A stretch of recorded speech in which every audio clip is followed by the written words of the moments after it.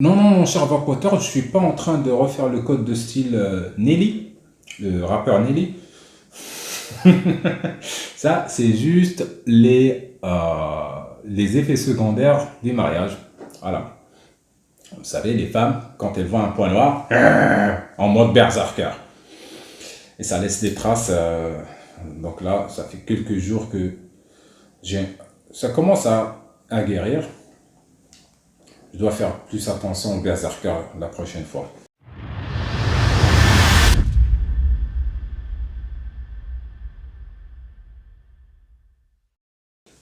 Amis vapoteurs, bonjour. Aujourd'hui, la review du Project X de chez Hussar Vapes. Un RTA qui est RDL, DL, excellent RTA. Mais avant de passer au RTA, parlons un peu d'histoire. Hussar. Alors, il y a quelques temps, je regardais Nota Bene, une chaîne YouTube calée sur l'histoire. Ils ont parlé du Hussar.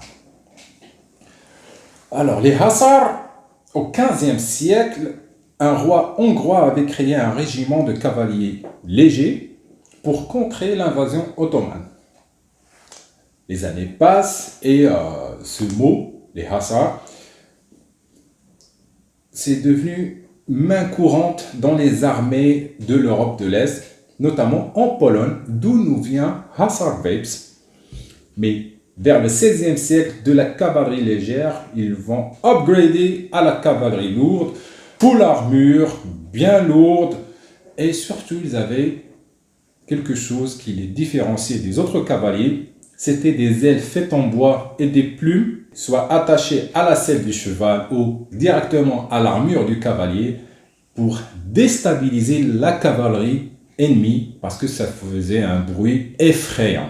Quand ils galopaient, pleine vitesse, et ben, vous imaginez le vent, les plumes derrière, ça doit faire un boucan. Ça doit faire un Akrapovic. J'ai emprunté le Project X RTA by Hussar Vapes de chez mon ami Pascal pour vous faire cette review. Un Atto qui est sorti en 2019 à 180 €. Hand polished, toutes les pièces, l'ultème et l'acier sont polis à la main chez Hussar Vapes en Pologne. C'est un tout petit Atto single coil 22,5 mm. On va voir tous ces détails en close-ups. Et close-ups. Le Project X de chez Hussar Vapes nous vient vissé sur son petit stand fabriqué par Custom Woods. Alors ça, c'est un stand qui est fabriqué en bois et Hydro Drip. Petite languette en bois. Project avec une découpe du X. 10 sur 10 pour la présentation. On peut voir ici le logo Hussar Project X by Hussar Vapes. Ils ont l'habitude de faire ça. Hussar Vapes a l'habitude de fournir des stands avec ses atomiseurs, comme sur le Hussar Legacy. Ce stand il est un peu plus grand que celui-là, 2 fois plus grand, parce qu'il contenait le dripper à l'intérieur. Vous avez un petit sachet pour les sperses, joint et visserie. Et on a notre petite star, le RTA. 32 mm sans drip tip ni le 510 de hauteur, 22,5 mm de diamètre, c'est pas un vrai 22. Donc pour les beauty wheeling, ouais, vous allez un peu galérer. Mais je vois pas l'intérêt de mettre une beauty wheeling avec celui-là, même si j'ai un petit décalé sur une box, ça ne va pas trop me déranger. On verra ça après avec les box que j'ai. Construction 316 inox. Et on a le réservoir qui est en ultème, 2 ml de capacité. On commence avec le drip tip qui est en ultème. J'aurais préféré qu'il soit clear, transparent, en PMMA. Mais bon, ils ont choisi l'ultème. Ça ne me dérange pas tant que ça. Sertier, double sertier en inox. C'est vraiment un des plus beaux drip tips. Double joint rouge. Au-dessus, vous avez genre un top cap, mais c'est beaucoup plus top cap de finition parce que en le dévissant, vous n'avez accès à rien. C'est-à-dire, je fais ça et vous n'avez accès à rien. Pourquoi? Parce que chez Hussar Vapes, ils ont l'habitude de le faire. Comme sur le bon petit Legacy, On enlève ça. Et boum, badaboum.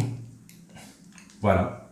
On a un nouveau look. Donc, c'est des top caps que vous pouvez acheter dans d'autres finitions pour customiser votre RTA ou alors même RDA. Genre, je peux visser celle-là ici, c'est le même pas de vis. Et ça me donne un autre look au dripper. On continue le désassemblage du Project X. Donc là, ici, on a une bague, un top cap ornemental. Le vrai top cap, c'est celui-là qui est tenu par deux joints doriques, en juste deux joints. On remplit par cette ouverture. Elle est assez large pour accommoder n'importe quel flacon, n'importe quel embout. Top cap, rien de spécial. C'est juste qu'il accepte d'autres bagues ou la sienne.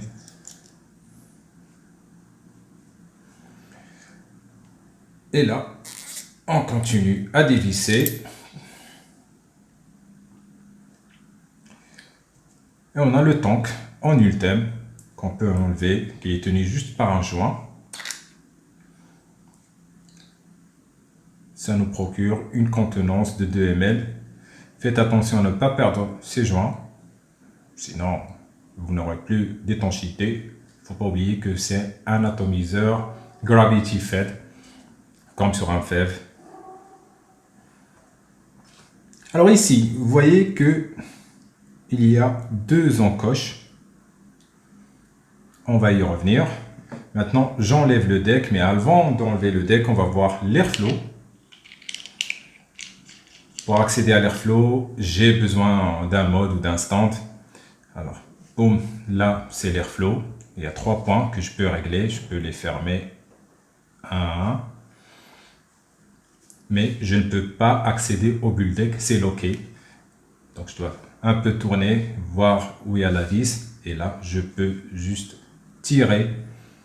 Vu que j'ai enlevé la totalité du tank, c'est un peu plus difficile.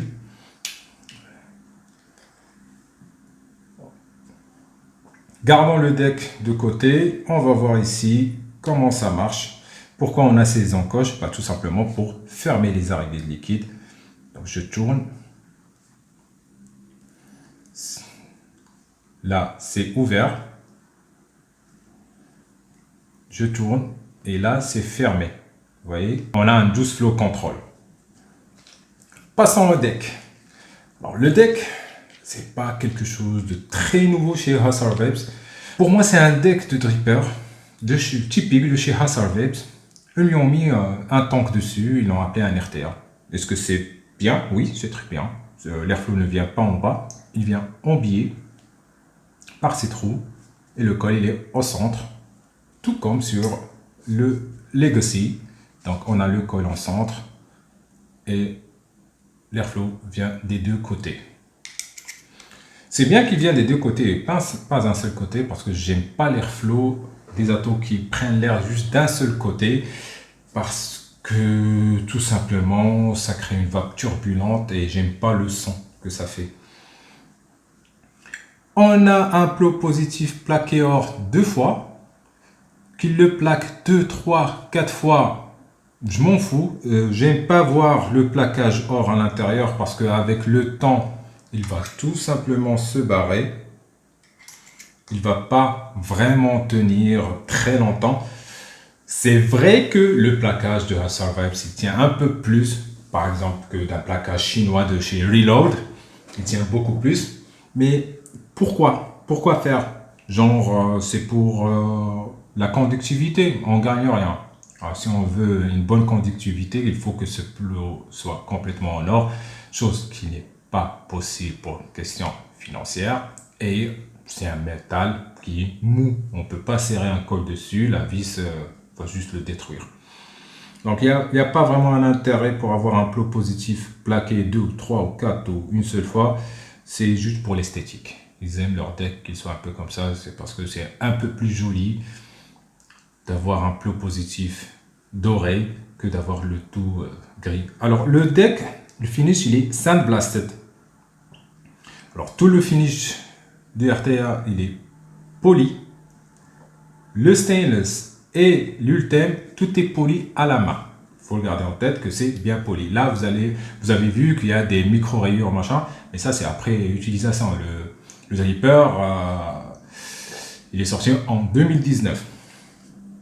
Donc là, on a une configuration traditionnelle. Des vis, plot positif, plot négatif, mais on a une petite vis ici, clé Allen. Ça sert tout simplement à stopper le deck à l'intérieur. C'est elle qui va vous permettre de stopper le deck sur ce côté ou sur ce côté pour soit le sortir, soit aligner les airflows. Vous avez deux rigoles ici.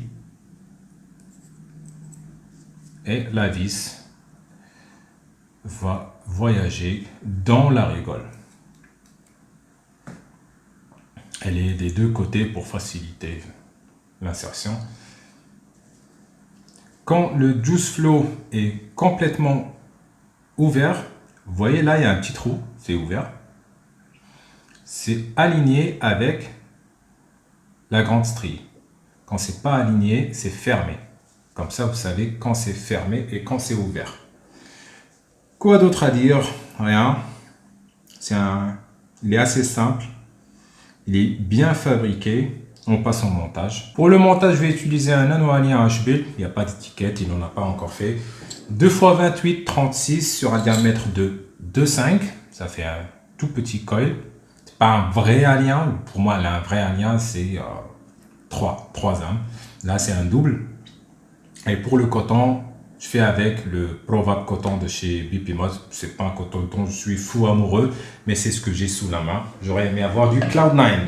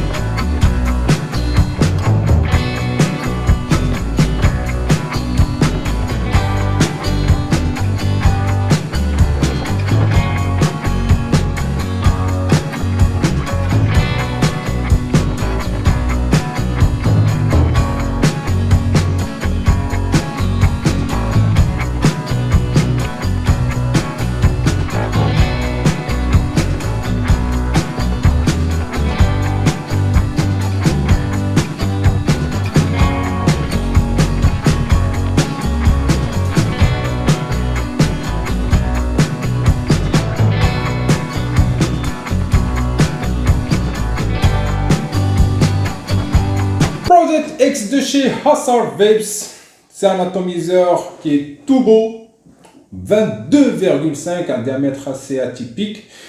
Mais avant de passer à la conclusion par les points positifs, négatifs, je dois vous parler du coton, la façon de wicker cet atomiseur.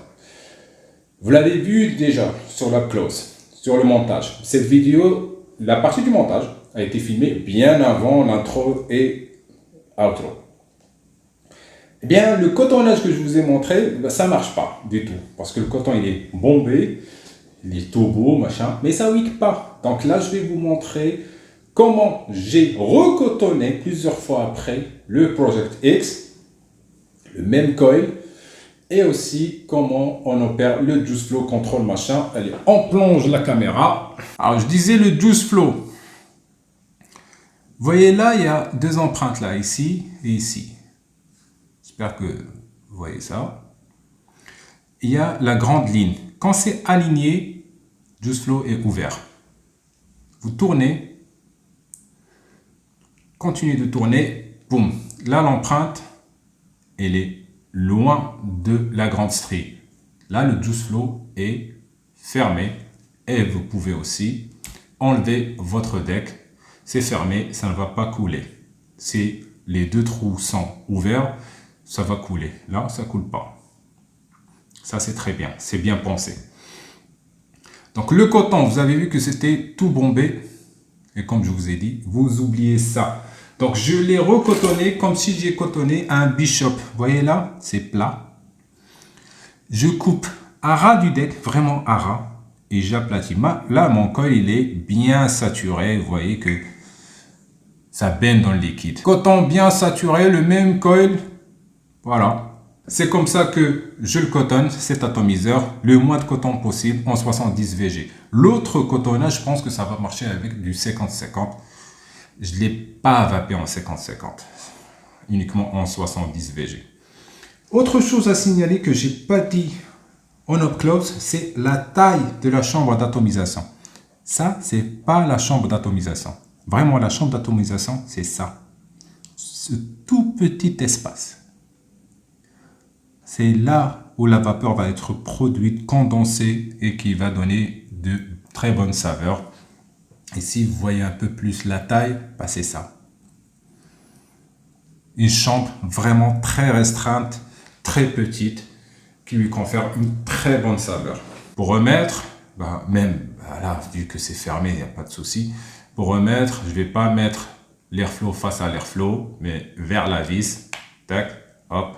Je continue de tourner le tank vers la strie et maintenant le juice flow il est ouvert. On continue avec la conclusion. Alors vous avez vu pour le juice flow control, c'est très simple, mais auparavant, il faut bien imbiber le joint pour que ça tourne. Sinon, ça coince et ton juice flow ne sera pas utile.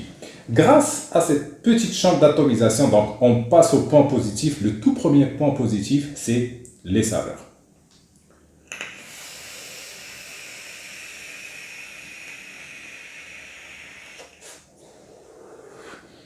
Nanofuse Clapton de chez H-Build 2 x 28 sur du 40, 0,52 ohms, 28 watts.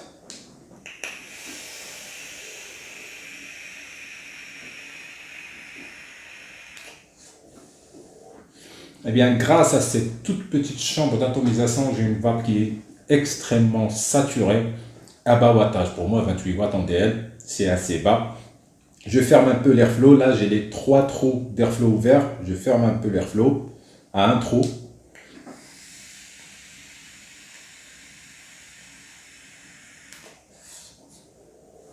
Et là, on passe en RDL. Mais moi, je préfère avec les 3 trous. C'est un airflow qui est très smooth. Très smooth. Genre comme sur un RDA, sur un dripper. Comme sur le Hazard Legacy. Voilà. La conception. J'aime beaucoup la conception de ce RTA parce que on dirait que c'est le deck d'un RDA single coil sur lequel on a mis un tank gravity fed liquid. Donc le liquide tombe dessus comme sur le Bishop. Mais toute petite chambre d'atomisation. Des arrivées de liquide qui ne sont pas énormes. Donc, pour moi, le maximum pour cet atomiseur, c'est 28 watts. 35-40 watts, coton, il s'assèche. J'ai essayé de le faire fonctionner à 40 watts. J'y arrive pas. C'est 28 watts, le maximum que je peux faire. Et franchement, ça suffit.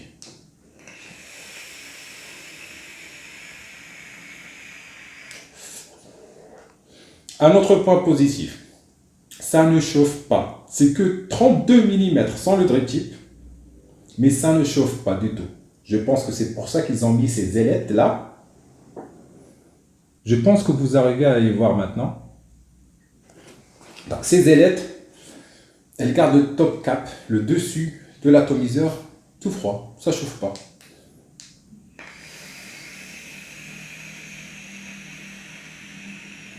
Ah, l'airflow, il est très smooth.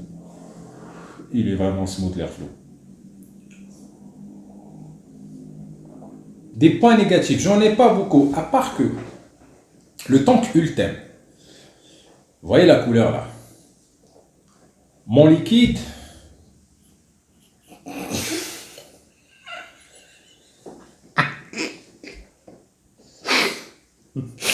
arrête, mon liquide Khazar, il est à peu près de la même couleur que l'Ultem, donc j'arrive pas à voir le niveau de liquide. Arrête. Bonjour les amis. Arrête. Donc j'arrive pas à voir le niveau de liquide.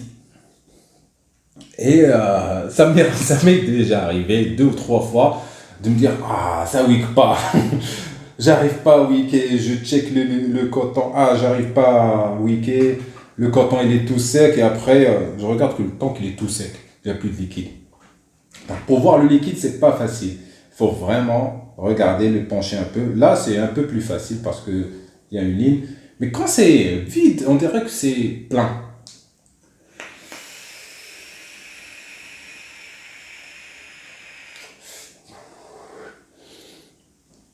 Un autre point négatif, c'est pour le remplissage. Pour le remplissage, il faut juste enlever le top cap. Mais je ne peux pas fermer le juice flow. Pourquoi? Parce que pour fermer le juice flow, je dois basculer de l'autre côté. Et de l'autre côté, eh ben, je peux détacher le deck. Donc je suis obligé pour remplir, de le remplir avec le juice flow ouvert. Mais heureusement que ça ne m'a pas créé de fuite. Alors vous avez vu le coton, il est tout fin. Le dernier coton que j'ai mis, il est vraiment fin. J'ai enlevé le RTA de la box et je l'ai posé sur un stand toute la nuit. Tout simplement parce que je me disais que ça allait fuir, que j'allais me retrouver avec une grosse flaque de liquide. Je ne veux pas que ça ligue sur une boîte stable. Je remets l'atomiseur une nuit après, je remets l'atomiseur. Une nuit, c'est une journée pour nous maintenant parce que c'est Ramadan. Je remets l'atomiseur après le phtor. Je tire. Déjà, il n'y avait pas de filtre. Je tire, pas de glouglou, rien. Et juice flow ouvert. Ça m'a surpris et j'ai bien aimé. Pas d'autres points négatifs, genre juste vraiment, j'aurais aimé un tank Crystal Clear PMMA. J'aime pas trop le look du l'Ultem, mais ça lui va comme ça. Vraiment, ça lui va. Sur la Gepetto. Airflow, très smooth. Finish extraordinaire. L'usinage, il est bien fait. Hassar Vapes crée vraiment de très beaux atomiseurs. Le Legacy, celui-là, le Legacy 2. Ils font de très bons RTA.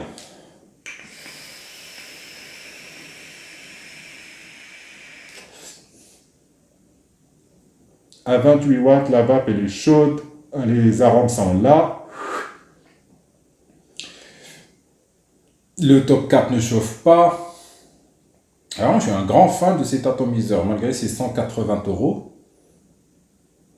Mais c'est un petit bijou, il vient sur son stand. Ouais, il y a un autre point positif, c'est le packaging. C'est beau. Oh. Ouais, ça vient comme ça, c'est très beau. Vous avez un stand avec, il est bien fait. Un autre point négatif, ça sera la contenance de ml.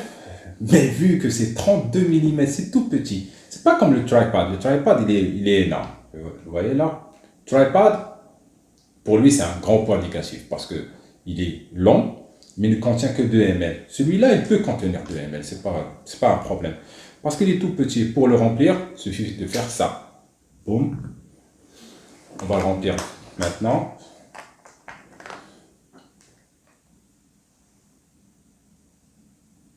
C'est facile à remplir. Hop.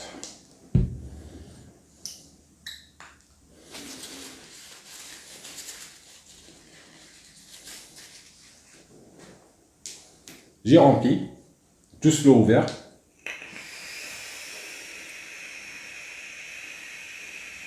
Pas de glouglou. La chambre n'est pas inondée de liquide. Voilà. On va rien voir. Ouais.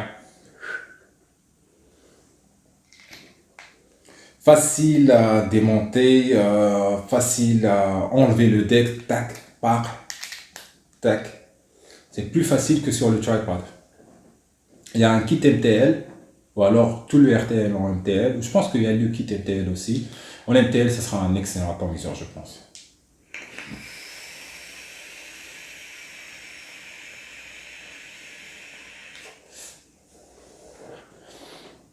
En somme, il n'a pas beaucoup de points négatifs, à part l'Ultem, mais ça va, les goûts diffèrent.